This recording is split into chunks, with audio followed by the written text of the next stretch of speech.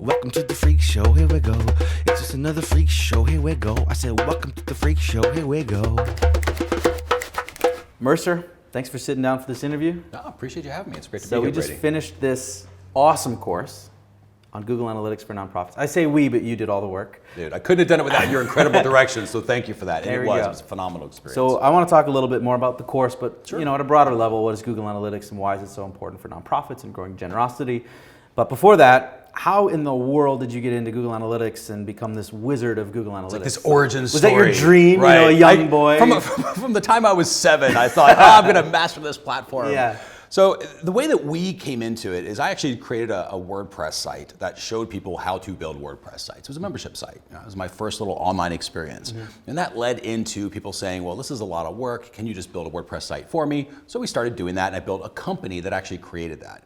And what I wanted to do was separate ourselves out. And so I decided, well, instead of, because a lot of people built WordPress sites, I wanted to separate ourselves out and say, well, I'm going to optimize WordPress sites. Because optimization was not a thing back in the day. Now, all of a sudden, it became sexier in the US with conversion rate optimization. So it's like, okay, we're going to be optimizers for WordPress sites that we build.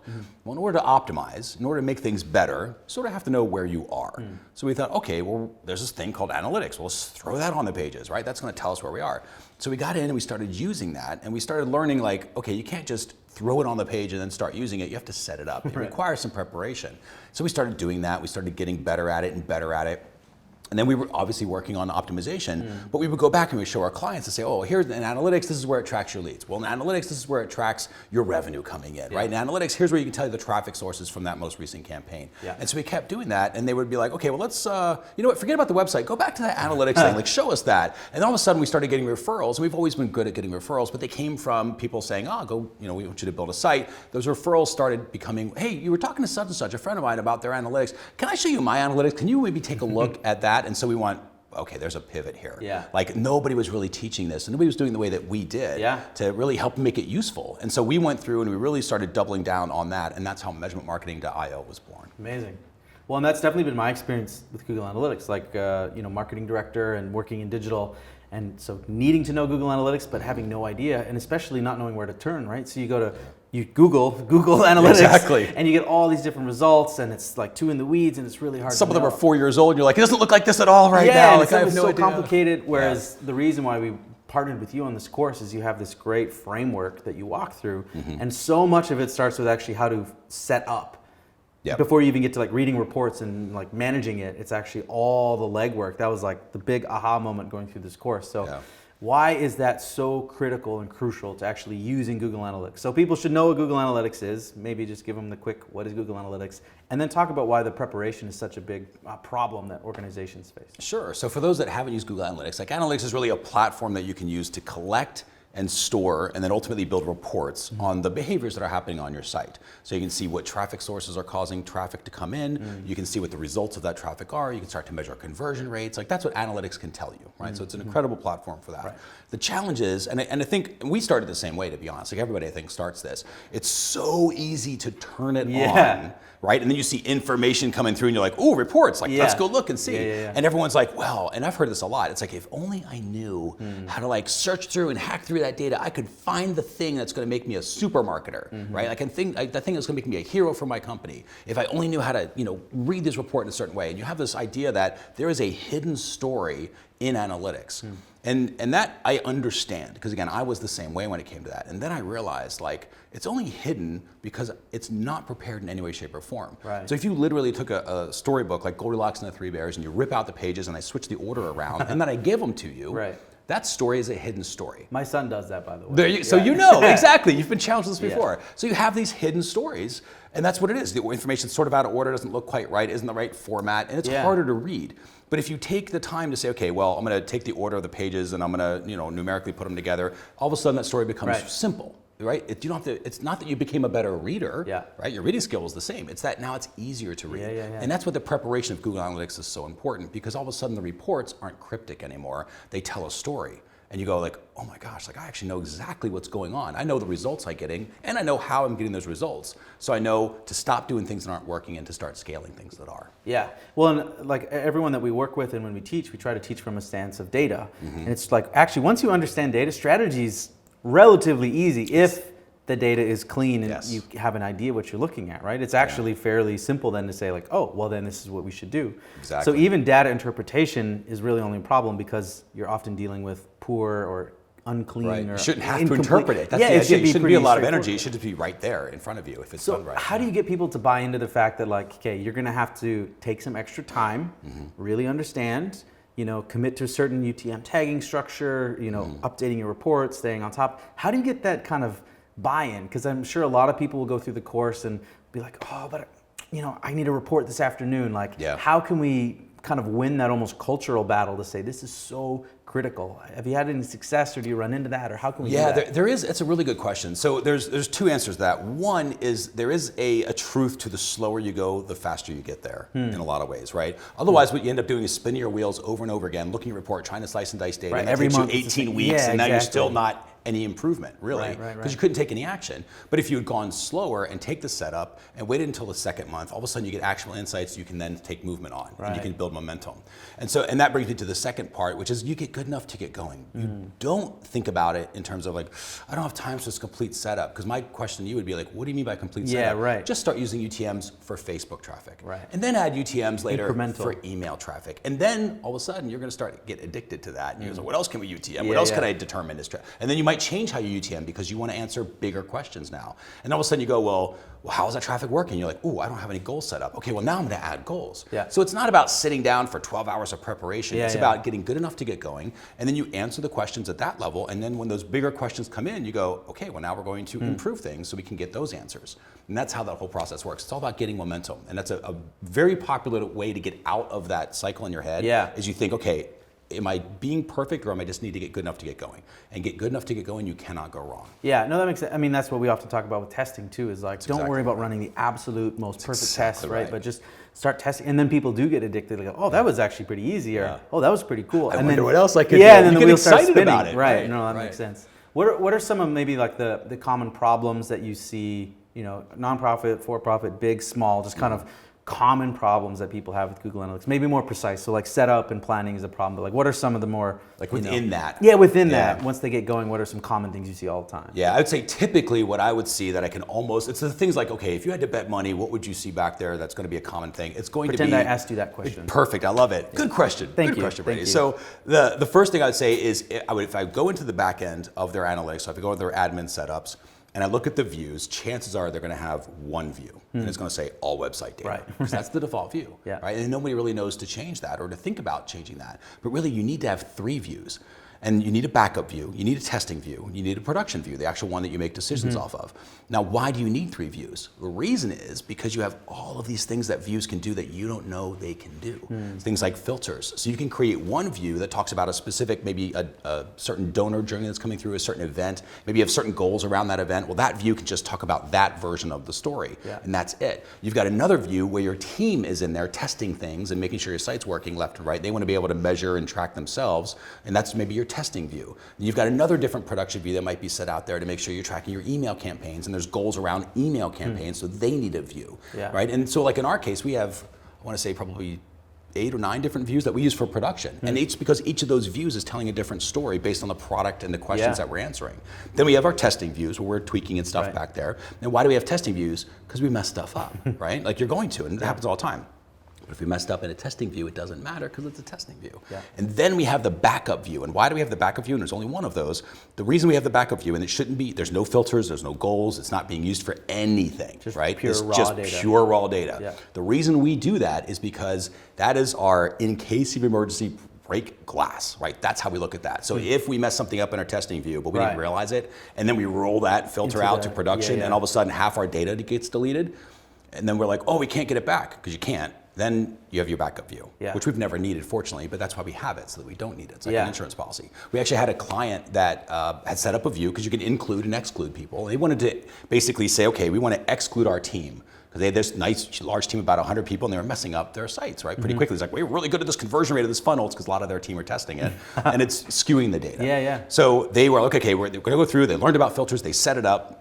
And they did a good job, right? Set up the filter, get it through. They come back a couple days later. They're like, well, let's look at the analytics again. There's like 150 users, and they're like, that's weird. So they went from thousands and thousands of people down to 100 people. They're like, what's going on? They go back to the view and they see it, and then they call us. And they're like, hey, you guys know analytics, right? We're like, yeah. And they're like, well, here's what's going on. And it turns out that we were trying to exclude our team, but we included our team.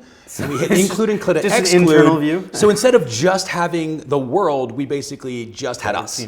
Right? And so they lost all that. So they had one view. It was all website data. So it's all gone. It's all gone. So they came back and they were like, well, how do you get that back? Like we're gonna, like, well, you hop in a time machine. Exactly. I was like, you can't. It's gone. And if they had multiple views, that would have been okay. So that's why we recommend multiple views, because just even for that reason alone, right? And that's why it's good to have testing views, because you can play around with stuff and not get attached to the result. You can have fun with it. You can relax a little bit. It's not such a real freak out moment for people. Well, even just like watching go through the course.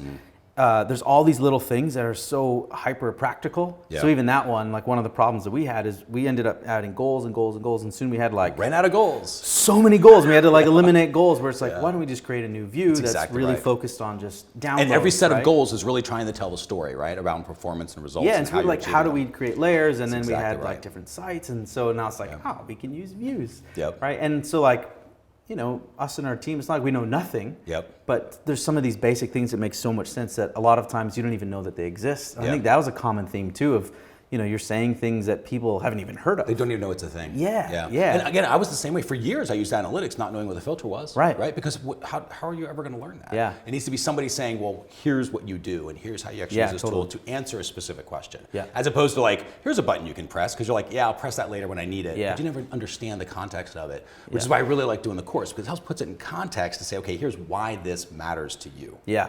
So what you know about nonprofits and working through this course, like what do you think is a bigger barrier for nonprofits, or maybe what are some unique problems or challenges as it relates to analytics specific to nonprofits? Do you think? I have my own opinions, but I'm sure. curious. Yeah, well, I'd love to know if I'm right. So here's my theory. All right. If I'm a nonprofit, I'm going to make the assumption that resources are limited, right? So resources in terms of money, resources in terms of people, and so I've got to get the most bang I can for the buck. So whatever activities I'm putting out there from a marketing perspective, I need to know that I'm getting the most I possibly can from them. Yeah. How do I do that? Guess, Yeah. right? Hope my gut is right. Right. Hope that somebody tells me about it. No, I need to be able to measure that with something that's objective. And that's what's great about analytics, is you can set that up to say, okay, did this actually work? If not, great, stop doing that. Try something else. Yeah. And all of a sudden you try a bunch of different things. And what I love about the marketplace is they are very, very obvious, I think, when it comes to what they like or not. They're either giving you a high five or they're telling you to, try again. Right. And if you're not sure which one, they're trying to tell you to try again. They're just being polite about it.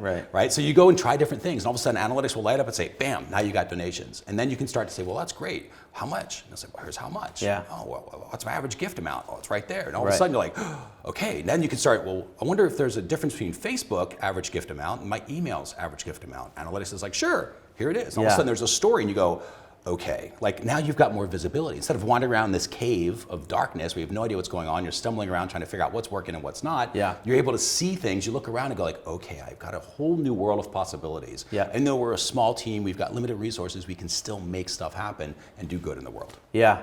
Well, and it's such a big opportunity, because so often on the digital side, it's like, well, my bosses won't invest in professional development or Facebook advertising. And part of the reason is, well, like, make the case.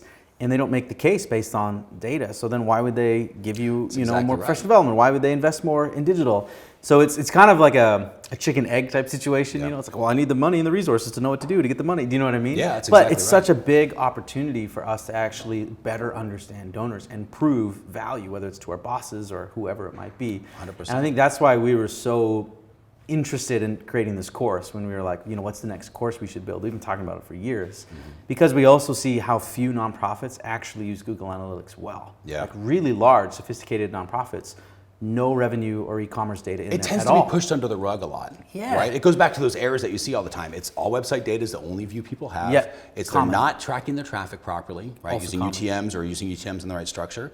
And it's not having results tracked.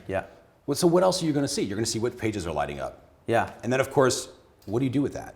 And that's what happens with analytics. People go, well, yeah, I looked at analytics. I have no idea what it means. I couldn't really take any action, so we decided to come back to it later. Like it's going to mysteriously be better now. Because you haven't gone back and updated it. Right? And that's why it's important. And to your point, when you know the conversion rates, then you can go to your boss and say, listen, I need to take this Facebook course, because here's what our conversion rate is. Right? So if I can get it to double that by taking this course, it'll turn into this. So now you can start to say, well, here's what I think will happen if you do offer this training. And you can make a case, again, based on numbers, like you said. Yeah.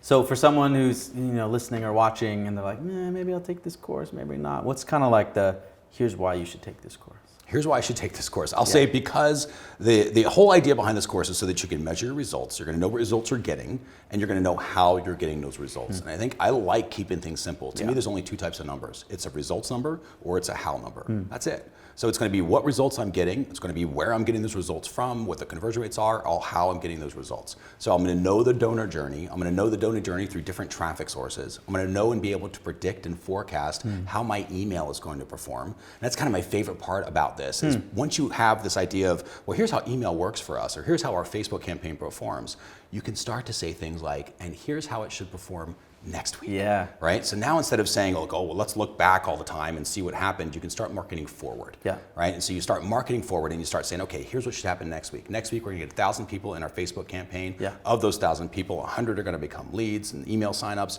Of those, maybe 10% become donors at least a $25 average gift amount, because that's what's happened before. Then you can measure against that and see if you're right. And instantly you see what's not right. Yeah. And now you know where to optimize and you know the exact step. But you have such a solid understanding of how your machinery is working now that in kind of a weird way, it almost gets boring because all the drama goes out. You don't have to guess, you don't have to worry, you don't have to fret. You know exactly what the issue is. Now it's just like, okay, how do we fix that particular step?